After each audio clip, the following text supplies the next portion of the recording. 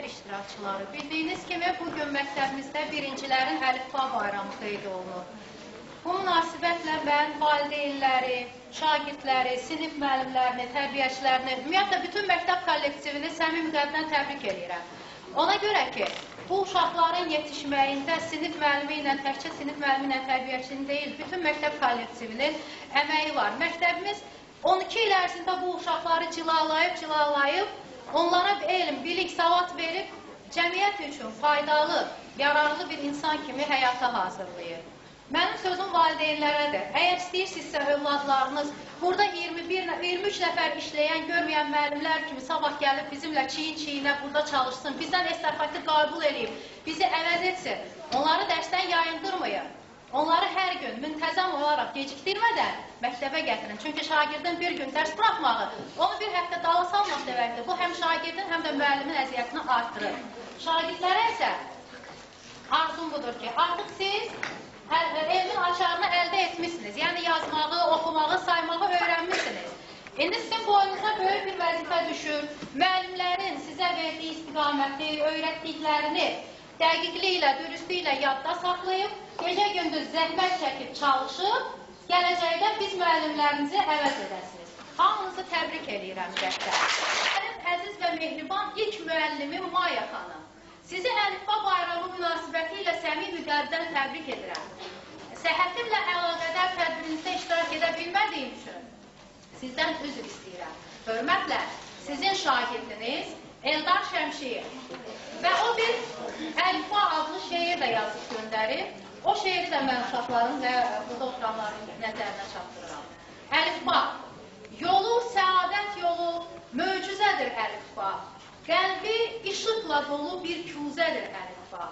Cəmi 32 hərf, 32 də səsdir. Hüsnünə yetmir tərif, bir tükənməz həvəsdir. Gələcəyin aynası, tarixin dilidir o. Bu həyatın mənası, ilki, əvvəlidir o. Kitabların öndəri, hər elmin açarıdır. İnsanlığın səhəri, solmayan baharıdır. Bir dəfə hamınızı təbrik edirəm.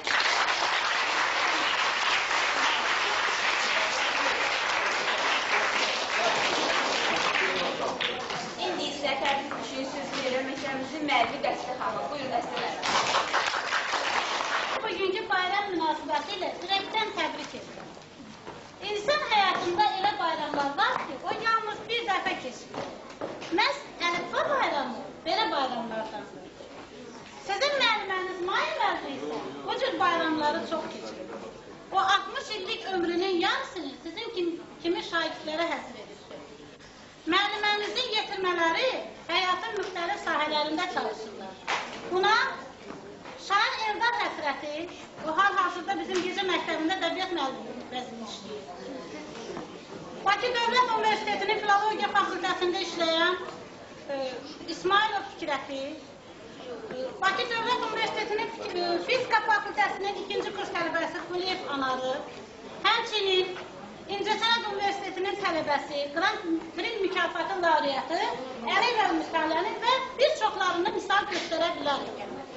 Arzu edirəm ki, siz fidanlarda öz müəllimlərinizin ümid və arzularını doğruldasınız, yaxşı oxuyasınız, məktəbin nizam intizamına tabi olasınız.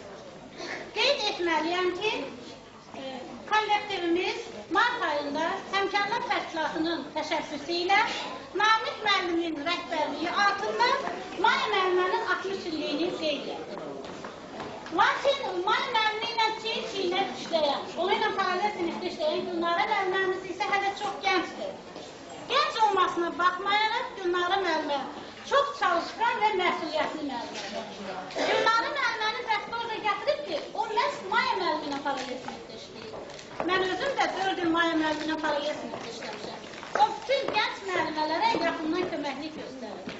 Mən arzu edirəm ki, siz fidanlar da öz müəllimənizin ümidlərini doğruldasınız. Siz də gələcəkdə bizim kimi gəlin, müəllimənizlə bir yerdə işləyəsiniz. Sevimli birincilər, sizə sevinç dolu həyat, şən həyat, can sağlığı və dərin biliklərə yiyələnməyi arzu edirəm. Maya müəllim, bu gün dərslərin 2-ci sinif adından birincilərə təqdim edirəm.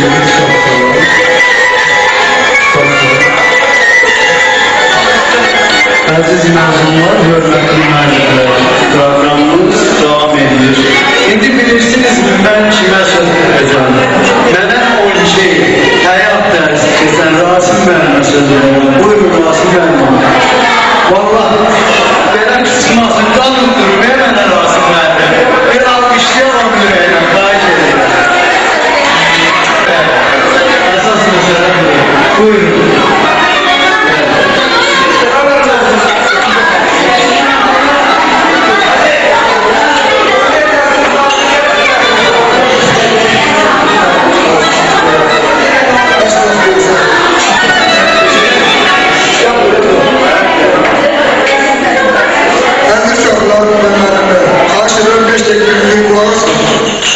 Çünkü burada adamlar sahip altı mühendisesi birbirine üzerine görüşüyorlar. Adamların o sahip çakleti çevre mekanlarında. Bugün bizim o çizgilerin böyle ağırlık birini onların daha yakın olacak. Ona göre ki onlar bugün açılıp mecburla bizimle görüşmeye. Ama onlar ellerinde kalacaksa bize yapacak.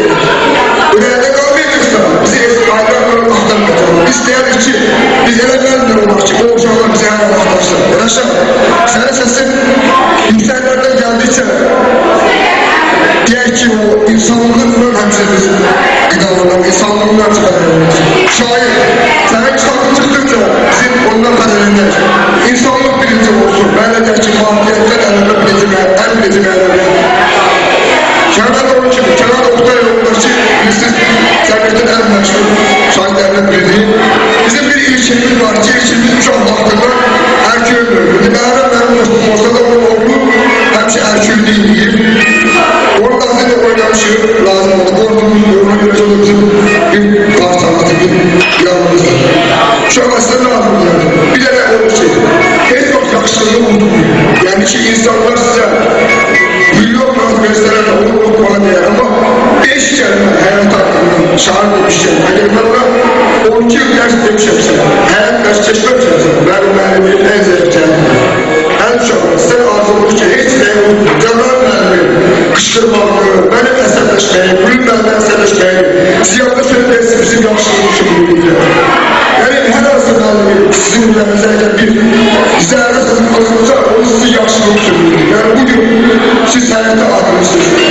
Hayatın o kendiliğinden ve senelerinde bizim her arası bir sözümüz, bir zerre sözümüz sizin hayatınızda bir mayak olacaksa biz onu bırakmayın. Ben arzu ediyorum ki bu uşaklara kesin en yüksek dairede gelsin. Şairimiz de var, gelecekte bizim içimizde Orhan gibi ilmansımız olacak, Kenan gibi eserimiz olabilsiniz. Aklımız olacak. Yani bunlar arzu. Siz hemşe, mektebi unutmuyorum.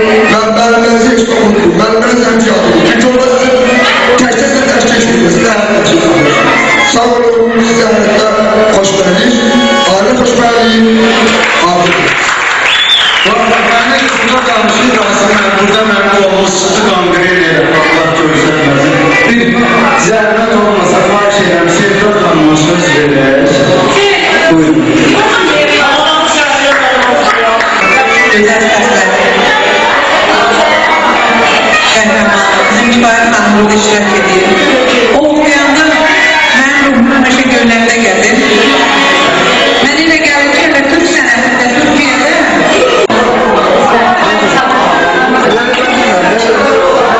Hörmətli dostlar.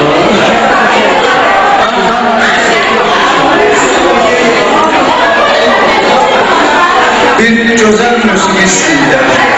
Ondan sonra Nazim bəy bu ilkinin dayısı bura dəvət olunur.